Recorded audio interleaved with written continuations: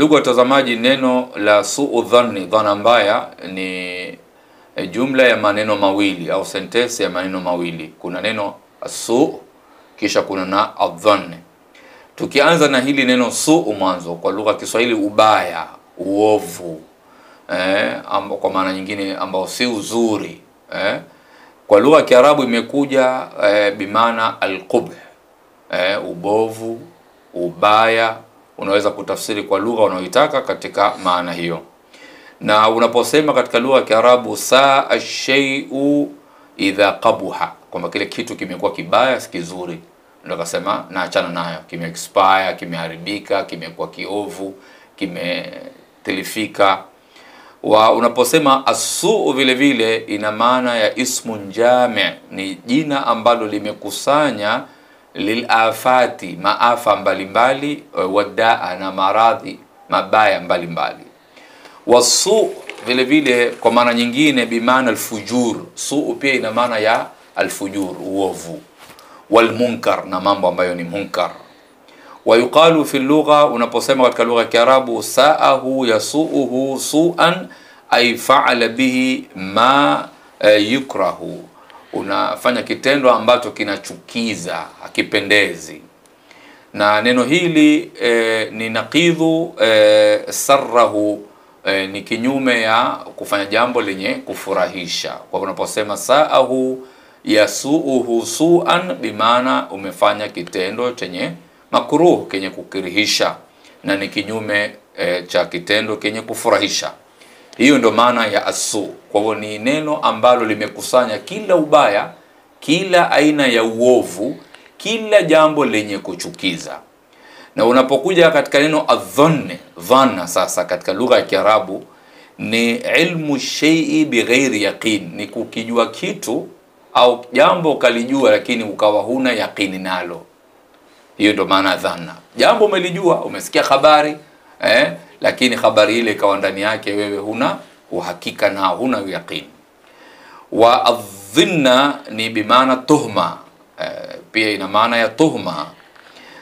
Wadhaninu ni almuttahamu, au ni yule ambaye anatuhumu, ama yule ambaye anatuhumiwa. Kwa hivyo utapata pia ina maana ya tuhuma adhanni, ikiwa na maana kujua kitu bila uhakika, au ina maana pia ya atuhma, kama wanavyotueleza wanavyoni wa lugha ya Kiarabu. Ukija katika istilahi ya wanavyoni, neno hili la adhanni ina maana gani? Al-Jurjani anatueleza adhannu huwa al-i'tiqadu ar-rajih ma ihtimali an-naqid. Huwa al-i'tiqadu ni kuitakidi kitu au jambo, na kuitakidi kwenyewe ukawatilia nguvu upande mmoja, lakini yawezekana kuwa kuna ihtimali ya pili ambayo ni kinyume na ile itikadi wewe ulioko nao ya kwanza. Vile unavyofikiria kwa mara ya kwanza ukaona ni fikra ya uhakika ama fikra yenye nguvu, ni kwa ndani yake yawezekana pia kuwa kinyume chake, ikawa ni kinyume na vile unavyofikiria. Anasema Al-Jurjani hiyo ndo maana ya dhanni. Kisha anasema wayustamalu fil yaqini washak, neno hili linaweza kutumika katika yaqini na inaweza kutumika pia katika shak. Yaqini na maana kama upande mmoja umetilia nguvu katika dhana yako, na shaka ni kuwa hukutilia nguvu, uko baina njia mbili panda, ujui uhakika wa lile jambo. Kisha anasema waqila adhannu ahadu tarafai shak, ni moja ya njia mbili ambazo unashaka nayo, lakini ukawa unatilia nguvu upande mmoja. Hiyo ndo maana dhanna katika istilahi ya wanavyoni.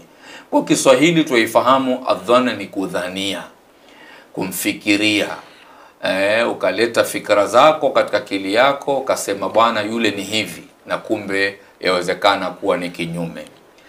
Sasa unaposhikanisha haya maneno mawili, baada ya kujua maana ya asu na maana ya dhanni, sasa unapoyachanganya mawili yakaja katika mada moja, unaposema su'u dhanni, maana yake kama alivyotueleza Al-Mawaridi, su'u dhanni huwa adamu thiqati biman huwa laha ahlun, ni kutokuwa na uaminifu ama uhakika wa ule ambaye unaamiliana naye ama unatangamana naye, ukawa wewe huna uhakika na huna ule uaminifu kwake, wafanya naye lakini kidogo moyo wako unajisita sita. Hii ni moja katika suu dhanni anavyosema al-Mawardi. Ibn Kathir rahimahullah naye anasema suu dhanni ina maana ya at-tuhma wa at-takhawun lil ahli, ni kumtuhumu na kumkhini yule mtu ama aqarib fi ghairi mahalihi, bila mahala pake. Ina maana pasipo stahiki ukamtuhumu mtu bila uhakika. Hiyo ndio maana suu dhanni. Waqila suu dhanni huwa i'tiqadu janibi sharri wa tarjihuhu ala janibi alkhairi. Suu dhanni ina maana pia kuitakidi ama kuwa na nguvu katika itikadi yako upande wa shari, ukawa na nguvu zaidi kuliko ule upande wa khairi. Ina maana umemili upande wa ubaya zaidi, ndio ikaitwa suu dhanni, dhana mbaya.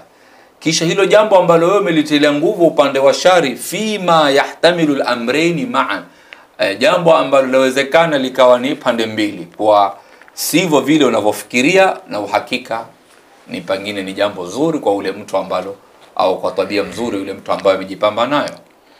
Kwa hiyo hiyo ndio maana suu dhanni. Unapomwona mtu anavyozunguka pale msikitini, anarudi huku, pengine anakwenda huku, ama sokoni pale unamuona huyu mtu hanunui lakini anaenda huku akirudi huku, kuna mwenye kumwangalia, mmoja atasema kwamba huyu anazubaisha watu, ni mwizi huyu, atapelekea mkono sasa hivi.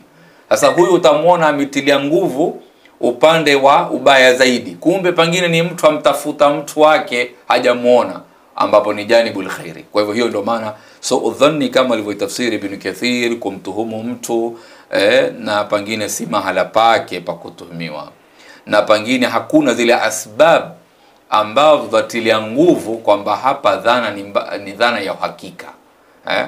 Kwa hivyo lazima tutahadhari na tabia kama hii, tuwe na uhakika wa jambo lolote ambalo tunalodhania au tunalomfikiria mtu. Na ndio leo tunaizungumzia suu dhanni ni katika tabia mbaya, kwa sababu Allah subhanahu wa ta'ala amekuja kuikataza katika Qur'ani, na Mtume Muhammad sallallahu alaihi wasallam amekuja kukataza katika hadithi mbalimbali.